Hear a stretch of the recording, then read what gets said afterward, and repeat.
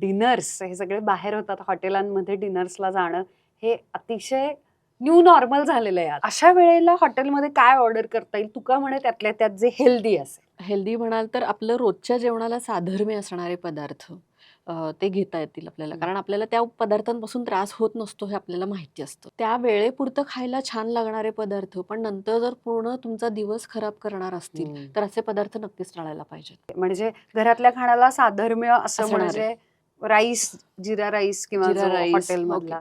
तसं चालेल.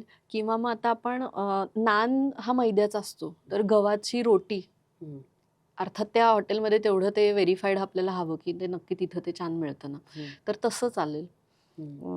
त्यानंतर फ्राईड पापडऐवजी रोस्टेड घेऊ शकतो. सूप आपण सुरुवातीला स्टार्टर्समध्ये काही पनीरचे पदार्थ आपण ऑर्डर करू शकतो, की जेणेकरून प्रोटीन्स पण मिळतील आणि तुमच्या मेन कोर्सवरती कंट्रोल येईल.